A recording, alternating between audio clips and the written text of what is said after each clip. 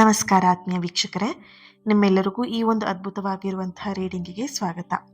ಈ ರಾತ್ರಿ ಈ ರೀಡಿಂಗ್ ನಿಮ್ಮ ಎದುರಿಗೆ ಬಂದಿದೆ, ನಿಮ್ಮ ಮುಂದೆ ಬಂದಿದೆ ಅಂತ ಹೇಳಿದ್ರೆ, ನಿಮ್ಮ ಪ್ರೀತಿಯ ವಿಚಾರದಲ್ಲಿ ನೀವಿನ್ನೂ ನೋಡದೇ ಇರುವಂತಹ ಒಂದಷ್ಟು ಸತ್ಯವನ್ನ ಯೂನಿವರ್ಸ್ ನಿಮ್ಮ ಎದುರಿಗೆ ತರ್ತಾ ಇದ್ದಾರೆ. ನಿಮ್ಮ ವ್ಯಕ್ತಿಯ ಮನಸ್ಸಲ್ಲಿ ನಿಜವಾಗಿಯೂ ಏನಿದೆ, ನೀವು ತಿಳಿದೇ ಇರುವಂತಹ ಯಾವ ರಹಸ್ಯ ಅವರ ಮನಸ್ಸಲ್ಲಿ ಅಡಗಿದೆ, ಈ ಸಂಬಂಧದ ಹಿಂದೆ ಇರುವಂತಹ ಸತ್ಯ ಏನು ಅನ್ನೋದನ್ನ ಡೀಟೇಲ್ ಆಗಿ ಯೂನಿವರ್ಸ್ ನಿಮಗೆ ತಿಳಿಸ್ಕೊಡ್ತಾ ಇದ್ದಾರೆ.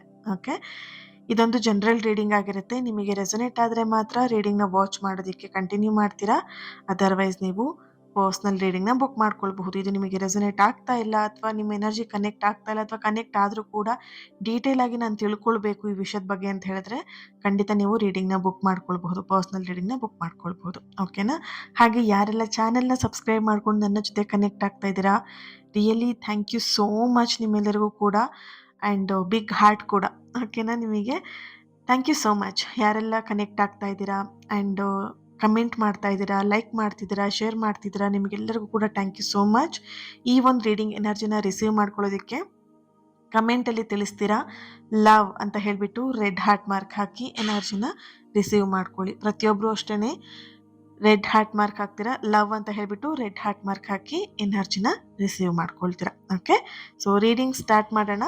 ಇವಾಗ ಮೊದಲನೇದಾಗಿ ಯೂನಿವರ್ಸಿಗೆ 3 ಸಲ ಮನಸ್ಸಿಂದ ಥ್ಯಾಂಕ್ ಯು ಹೇಳಿ. ಯಾಕಂದರೆ ಈ ಎಲ್ಲ ವಿಷಯಗಳನ್ನ ನಿಮಗೆ ನೀವು ಕುತ್ತಲ್ಲೇ ತಲುಪಿಸ್ತಾ ಇದ್ದಾರೆ ಯೂನಿವರ್ಸ್ ಅಲ್ವಾ. ಯು ಆರ್ ರಿಯಲಿ ಬ್ಲೆಸ್ಡ್ ಅಲ್ವಾ.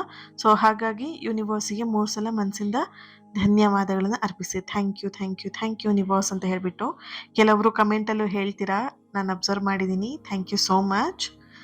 ಓಕೆ, ಈಗ ರೀಡಿಂಗ್ ಸ್ಟಾರ್ಟ್ ಮಾಡೋಣ. ನಿಮ್ಮ ವ್ಯಕ್ತಿಯ ಹೆಸರನ್ನ ಮನಸ್ಸಲ್ಲೇ 3 ಸಲ ಹೇಳ್ಕೊಳ್ಳಿ. ಅವ್ರ ಹೆಸರನ್ನ ರಿಪೀಟ್ ಆಗಿ 3 ಸಲ ಹೇಳ್ಕೊಳ್ಳಿ. ನಿಮ್ಮ ಹೆಸರನ್ನು ಕೂಡ 3 ಸಲ ಹೇಳ್ಕೊಳ್ಬೇಕು. ಓಕೆ,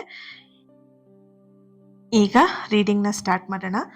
ನಿಮ್ಮ ಎನರ್ಜಿಗೆ ಕನೆಕ್ಟ್ ಮಾಡಿದಾಗ ಮೊದಲನೇದಾಗಿ ಬರ್ತಿರುವಂತಹ ಒಂದು ಎನರ್ಜಿ ಹೇಗಿದೆ ಅಂತ ಹೇಳಿದ್ರೆ, ನೀವು ನಿಮ್ಮ ಪರ್ಸನ್ ಮೌನವನ್ನು ತಪ್ಪಾಗಿ ಅರ್ಥ ಮಾಡ್ಕೊಂಡಿದ್ದೀರಾ. ನಿಮ್ಮ ಪರ್ಸನ್ನು ಕೂಡ ನೀವು ಇಲ್ಲಿ ಎಲ್ಲ ಒಂದು ಕಡೆ ಅವರನ್ನ ತಪ್ಪಾಗಿ ಅರ್ಥ ಮಾಡ್ಕೊಂಡಿದ್ದೀರಾ ಅನ್ನೋಂಥ ಒಂದು ಎನರ್ಜಿಯಲ್ಲಿ ಬರ್ತಾ ಇದೆ.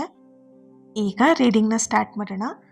ಮೊದಲನೇದಾಗಿ ನಿಮ್ಮ ಎನರ್ಜಿ ಕನೆಕ್ಟ್ ಮಾಡಿದಾಗ ನಿಮ್ಮಿಂದ ಬರ್ತಿರುವಂತಹ ಒಂದು ಎನರ್ಜಿ ಹೇಗಿದೆ ಅಂತ ಹೇಳಿದ್ರೆ, ನಿಮ್ಮ ವ್ಯಕ್ತಿಯ ಮೌನವನ್ನು ನೀವು ತಪ್ಪಾಗಿ ಅರ್ಥ ಮಾಡ್ಕೊಂಡಿದ್ದೀರಾ ಅನ್ನೋಂಥ ಒಂದು ಎನರ್ಜಿ ಸ್ಟಾರ್ಟಿಂಗಲ್ಲೇ ಬರ್ತಿರುವಂಥದ್ದು. ತುಂಬ ಪವರ್ಫುಲ್ ಆಗಿ ಎನರ್ಜಿ ಬರ್ತಿದೆ. ನೀವು ಅವ್ರನ್ನ ಎಲ್ಲೊಂದು ಕಡೆ ಮಿಸ್ಅಂಡರ್ಸ್ಟ್ಯಾಂಡಿಂಗ್ ಮಾಡ್ಕೊಂಡಿದ್ದೀರಾ, ಅವ್ರನ್ನ ತಪ್ಪು ಅರ್ಥ ಮಾಡ್ಕೊಂಡಿರೋಂಥ ಒಂದು ಎನರ್ಜಿ ಇದೆ. ನಿಮ್ಮ ಕಡೆ ಯಾವುದೇ ಭಾವನೆ ಇಲ್ಲ, ಅವರಿಗೆ ನಿಮ್ಮ ಮೇಲೆ ಯಾವುದೇ ರೀತಿಯಂಥ ಫೀಲಿಂಗ್ಸ್ ಇಲ್ಲ, ಭಾವನೆ ಇಲ್ಲ. ಆ ಭಾವನೆ ಇಲ್ದಿರೋ ಕಾರಣದಿಂದ ನಿಮ್ಮಿಂದ ಅವ್ರು ದೂರ ಆಗಿದ್ದಾರೆ ಅಂತೇಳಿ ನೀವಿಲ್ಲಿ ಭಾವಿಸ್ತಾ ಇದ್ದೀರಾ, ಫೀಲ್ ಮಾಡ್ತಾ ಇದ್ದೀರಾ. ಆದರೆ ನಿಜವಾಗಿರುವಂತಹ ನಿಮಗೆ ಕಾಣದೇ ಇರುವಂತಹ ಸತ್ಯ ಏನು ಅಂತ ಹೇಳಿದ್ರೆ, ಅವರೊಳಗಡೆ ನಡೀತಿರುವಂತಹ ಗೊಂದಲ ನಿಮ್ಮ ಮುಂದೆ ವ್ಯಕ್ತಪಡಿಸೋದಕ್ಕೆ ಅವರಿಗೆ ಸಾಧ್ಯ ಆಗ್ತಾ ಇಲ್ಲ. ಅವ್ರ ಗೊಂದಲ ಏನು ಅನ್ನೋದು ನಿಮಗೆ ಕರೆಕ್ಟಾಗಿ ಗೊತ್ತಿಲ್ಲ. ಓಕೆನಾ? ಇನ್ನೊಂದು ಎನರ್ಜಿ ಹೇಗೆ ಅಂತ ಹೇಳಿದ್ರೆ, ಅವರ ಮೌನದ ಹಿಂದೆ ಒಂದು ನಿರ್ಧಾರಕ್ಕೋಸ್ಕರ ನಡೀತಿರುವಂತಹ ಒಂದು ಹೋರಾಟ ಅನ್ನುವಂತಹ ಒಂದು ಎನರ್ಜಿ ಕೂಡ ಇಲ್ಲಿ ಬರ್ತಾ ಇದೆ.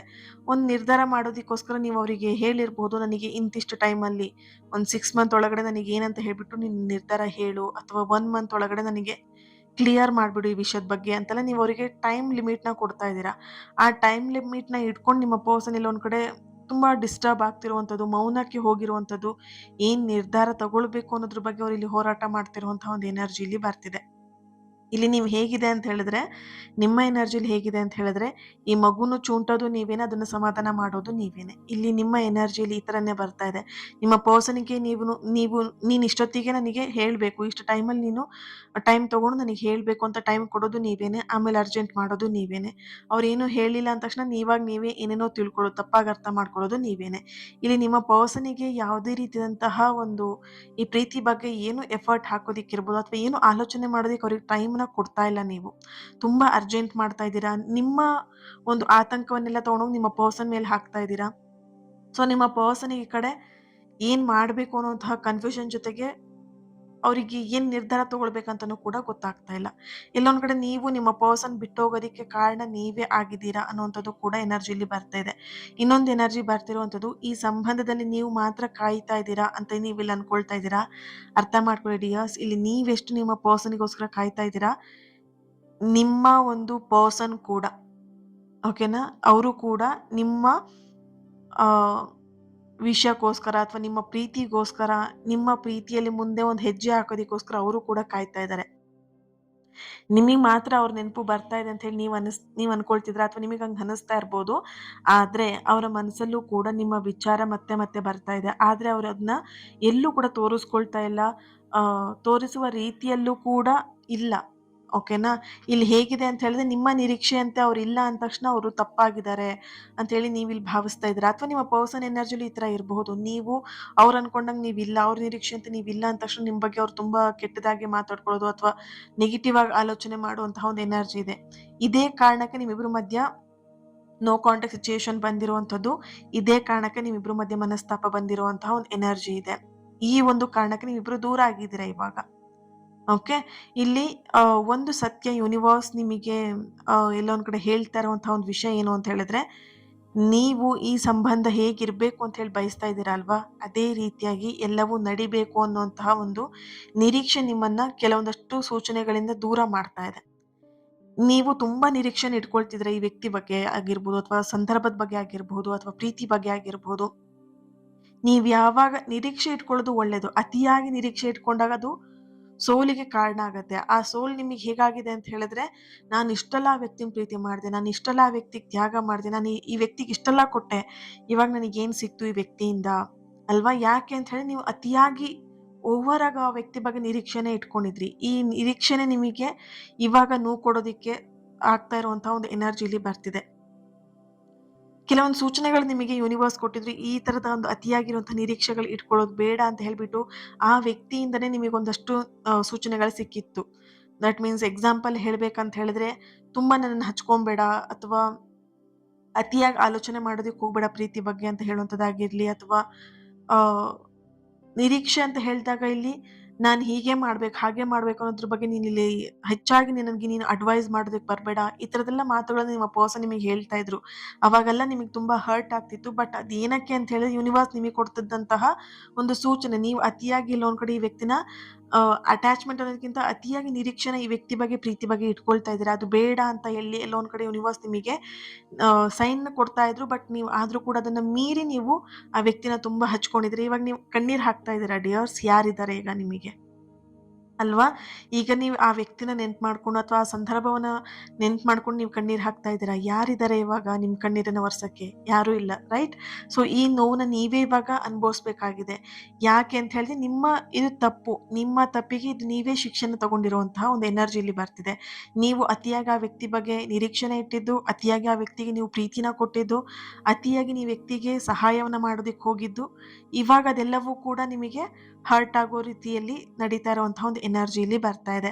ಅಂಡ್ ಇನ್ನೊಂದು ಎನರ್ಜಿ ಬರ್ತಿರುವಂತ, ನಿಮ್ಮ ವ್ಯಕ್ತಿಯ ಲೈಫಲ್ಲಿ ಹೊರಗಡೆ ಅವ್ರು ತುಂಬಾ ಸಂತೋಷವಾಗಿರುವಂತೆ ಕಾಣಿಸ್ತಾ ಇರ್ಬೋದು, ಅಥವಾ ನಿಮ್ಮ ಬಗ್ಗೆ ಕಾಳಜಿನೇ ಇಲ್ಲ ಅಂತಿಲ್ಲ ಅವ್ರು ನಡ್ಕೊಳ್ತಾ ಇರಬಹುದು. ಆದ್ರೆ ಒಳಗಡೆ ಅವ್ರ ಮನಸ್ಸು ಒಳಗಡೆ ಕೆಲವೊಂದಷ್ಟು ವೈಯಕ್ತಿಕ ಸಮಸ್ಯೆಗಳಿರಬಹುದು, ನಿರ್ಧಾರದ ಮೇಲೆ ಇರುವಂತಹ ಒತ್ತಡ ಆಗಿರಬಹುದು, ಅಥವಾ ಹಿಂದಿನ ಒಂದಷ್ಟು ಪಾಸ್ಟ್ ಘಟನೆಗಳು ಸಾರಿ ಹಿಂದಿನ ಪಾಸ್ಟ್ ಘಟನೆಗಳ ಒಂದು ಪರಿಣಾಮ ಅವರ ಮನಸ್ಸಿನ ಮೇಲೆ ಇದೆ ಅನ್ನುವಂಥ ಒಂದು ಎನರ್ಜಿ ಇದೆ.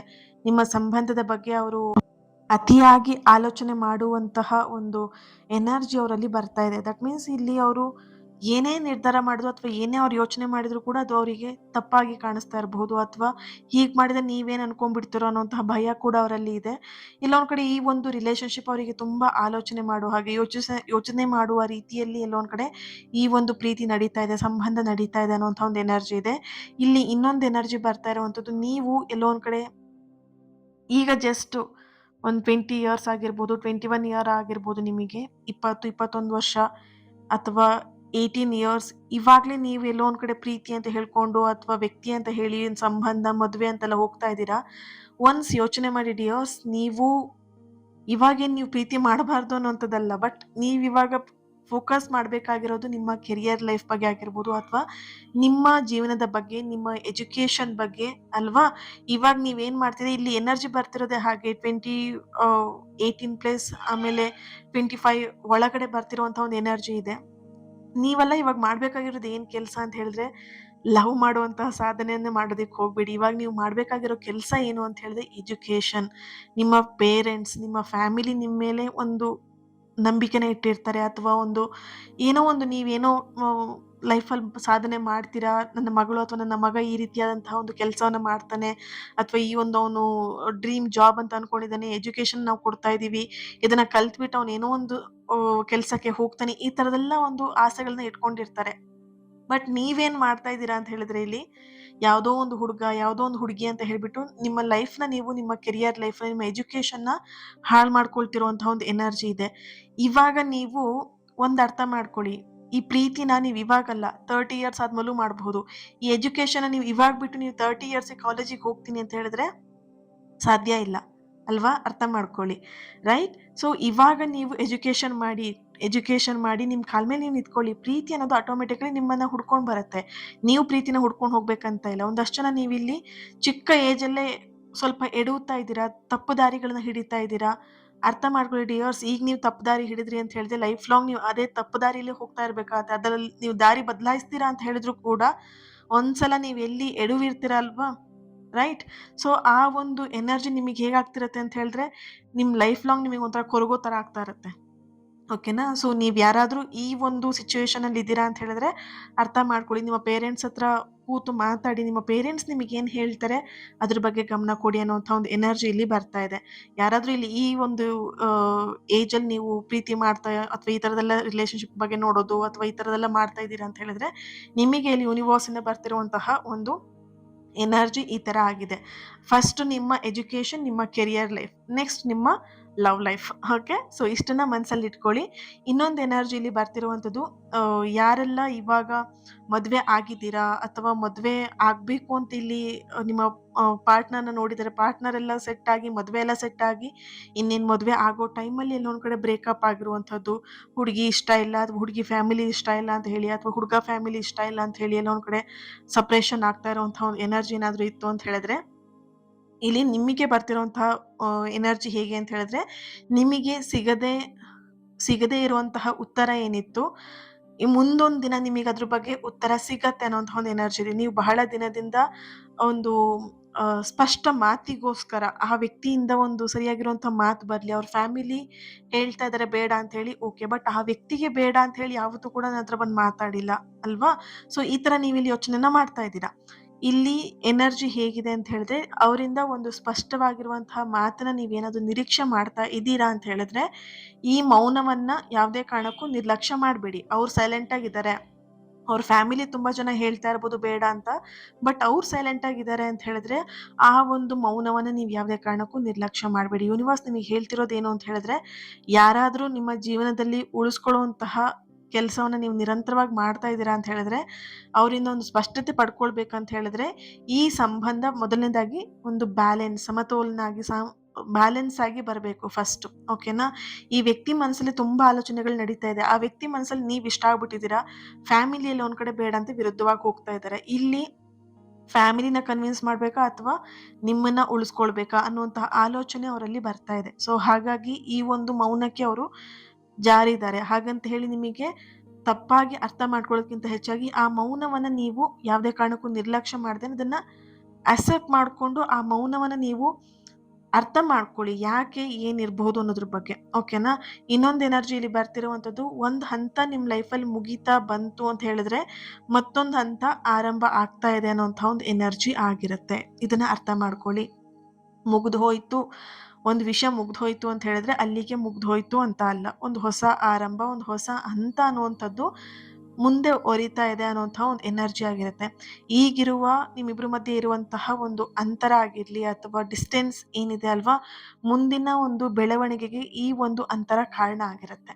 ಓಕೆ. ಆದ್ರೆ ಹಿಂದಿನ ರೀತಿಯಲ್ಲಿ ಅನ್ನೋದಕ್ಕಿಂತ ಹೆಚ್ಚಾಗಿ ಮತ್ತೆ ಎಲ್ಲವೂ ಕೂಡ ಹೊಸದಾಗಿ ಬರುವಂತಹ ಬದಲಾವಣೆಯ ಜೊತೆಗೆ ಒಂದು ಹೊಸ ರೀತಿಯಲ್ಲಿ ಮತ್ತೆ ನಿಮ್ಮಿಬ್ರ ಒಂದು ಸಂಪರ್ಕ, ಕಾಂಟ್ಯಾಕ್ಟ್ ಬರುವಂಥದ್ದು, ಈ ಒಂದು ಡಿಸ್ಟೆನ್ಸ್ ಅನ್ನುವಂಥದ್ದು ಕ್ಲಿಯರ್ ಆಗಿ ಮತ್ತೆ ನೀವಿಬ್ರು ಒಂದಾಗುವಂತಹ ಒಂದು ಎನರ್ಜಿ ಇಲ್ಲಿ ಬರ್ತಾ ಇದೆ. ಓಕೆನಾ? ಕತೆ ಮುಗ್ದೋಯ್ತು ಅನ್ನೋದ್ಕಿಂತ ಕತೆಗೆ ಒಂದು ಹೊಸ ರೂಪ ಕೊಡುವಂತಹ ಒಂದು ಎನರ್ಜಿ ನಿಮ್ಮ ಲೈಫಿಗೆ ಬರ್ತಾ ಇದೆ. ಲವ್ ಲೈಫಿಗೆ ಅನ್ನುವಂತಹ ಒಂದು ಎನರ್ಜಿ ಇಲ್ಲಿ ಬರ್ತಿದೆ. ಇಲ್ಲಿ ಇನ್ನೊಂದು ಎನರ್ಜಿ ಬರ್ತಿರುವಂಥದ್ದು, ನೀವು ಯಾವುದೇ ಸಮಯದಲ್ಲಾಗಿರಬಹುದು, ಆತುರದ ನಿರ್ಧಾರಗಳನ್ನ ತೆಗೆದುಕೊಳ್ಳೋದಕ್ಕೆ ಹೋಗ್ಬೇಡಿ. ಆ ಆತುರದ ನಿರ್ಧಾರ ಮುಂದೊಂದಿನ ನೀವು ಪಶ್ಚಾತ್ತಾಪ ಪಡ್ಬೇಕಾಗತ್ತೆ. ಹಾಗಾಗಿ ನಿರ್ಧಾರ ತೆಗೆದುಕೊಳ್ಳೋದ್ಕಿಂತ ಮುಂಚೆ ಸ್ವಲ್ಪ ಪರಿಸ್ಥಿತಿನ ಅರ್ಥ ಮಾಡ್ಕೊಳ್ಳಿ. ಪರಿಸ್ಥಿತಿನ ಗಮನಿಸ್ಬಿಟ್ಟು ನಂತರ ನೀವು ನಿರ್ಧಾರಗಳನ್ನ ತಗೊಳ್ಳಿ ಅನ್ನುವಂಥ ಒಂದು ಎನರ್ಜಿ ಇದೆ. ನೀವು ಇದುವರೆಗೆ ಕಾಣದಂತಹ ಕೆಲವೊಂದಷ್ಟು ಸತ್ಯಗಳು ನಿಮ್ಮ ಮುಂದೆ ಬರುವಂತಹ ಸಾಧ್ಯತೆಗಳು ಹೆಚ್ಚಾಗಿ ಇಲ್ಲಿ ಇದೆ. ಏನ್ ನೀವು ಗೊತ್ತಿಲ್ಲ ಅಥವಾ ನಿಮಗೇನು ಕೆಲವೊಂದಷ್ಟು ವಿಷಯಗಳು ನಿಮಗೆ ಗೊತ್ತಿಲ್ಲ, ಆ ಎಲ್ಲ ವಿಷಯಗಳು ನಿಮ್ಮ ಕಣ್ಣೆದುರಿಗೆ ಬರುತ್ತೆ. ನಂತರ ನೀವು ನಿರ್ಧಾರಗಳನ್ನು ತಗೊಳ್ಳಿ. ನೀವೀಗ ಏನೇನು ನಿರ್ಧಾರ ಮಾಡಿದ್ರೋ ಮುಂದಿನ ದಿನ ನಿಮಗೆ ಪಶ್ಚಾತ್ತಾಪ ಆಗಬಾರ್ದು ಅಲ್ವಾ? ಸೊ ಅದಕ್ಕೆ ನಿಮಗೆ ಇಲ್ಲಿ ಯೂನಿವರ್ಸಿಂದ ಬರ್ತಿರುವಂತಹ ಒಂದು ರಹಸ್ಯವಾಗಿರುವಂತಹ ಸಂದೇಶ ಏನು ಅಂತ ಹೇಳಿದ್ರೆ, ಯಾವುದೇ ಕಾರಣಕ್ಕೂ ಆ ಥರದ ನಿರ್ಧಾರಗಳು ಬೇಡ ಅನ್ನುವಂತಹ ಒಂದು ಎನರ್ಜಿ ಇಲ್ಲಿ ಬರ್ತಾ ಇದೆ. Okay, thank you so much. ಈ ರೀಡಿಂಗ್ ನಿಮಗೆ ಕನೆಕ್ಟ್ ಆಗಿದೆ, ರೆಸೊನೇಟ್ ಆಗಿದೆ ಅಂತ ಹೇಳಿ ಭಾವಿಸ್ತೀನಿ. ಹಾಗೆಯೇ ಈ ಒಂದು ರೀಡಿಂಗಿಗೆ ಪ್ರತಿಯೊಬ್ಬರು ಕೂಡ ಲವ್ ಅಂತ ಹೇಳ್ಬಿಟ್ಟು ರೆಡ್ ಹಾರ್ಟ್ ಮಾರ್ಕ್ ಹಾಕಿ ಎನರ್ಜಿನ ರಿಸೀವ್ ಮಾಡ್ಕೊಳ್ಳಿ. ಹಾಗೆ ಇನ್ನೊಂದು ರೀಡಿಂಗಲ್ಲಿ ನಾನು ಸಿಗ್ತೀನಿ. ಅಲ್ಲಿವರೆಗೆ ನೀವೆಲ್ಲರೂ ಕೂಡ ಚಾನಲ್ನ ಸಬ್ಸ್ಕ್ರೈಬ್ ಮಾಡಿಕೊಂಡು ನನ್ನ ಜೊತೆ ಕನೆಕ್ಟ್ ಆಗಿ ಲೈಕ್ ಮಾಡಿ ಈ ಒಂದು ರೀಡಿಂಗಿಗೆ. ಹಾಗೆ ಈ ರೀಡಿಂಗ್ ಯಾರ ಹತ್ರ ಶೇರ್ ಮಾಡ್ಕೊಳ್ಬೇಕಂತ ಅನ್ಸುತ್ತೆ ಶೇರ್ ಮಾಡ್ಕೊಳ್ಳಿ. ಇವತ್ತಿನ ದಿನ ಯಾರು ಬರ್ತ್ಡೇ ಆ್ಯನಿವರ್ಸರಿನ ಸೆಲೆಬ್ರೇಟ್ ಮಾಡ್ಕೊಳ್ತೀರಾ, ನಿಮಗೆಲ್ಲರಿಗೂ ಕೂಡ ಒಳ್ಳೆಯದಾಗಲಿ. ನಿಮ್ಮ ಸಕಾರಾತ್ಮಕವಾಗಿರುವಂತಹ ಎಲ್ಲ ಆಸೆ ಕನಸುಗಳು ಆದಷ್ಟು ಬೇಗ ನೆರವೇರಲಿ ಅಂತ ಹೇಳಿ ಬ್ಲೆಸ್ ಮಾಡ್ತಾ ಹೀಲ್ ಮಾಡ್ತಾ ಇನ್ನೊಂದು ರೀಡಿಂಗಲ್ಲಿ ನಾನು ಸಿಗ್ತೀನಿ. ಅಲ್ಲಿಯವರೆಗೆ take care and God bless you all.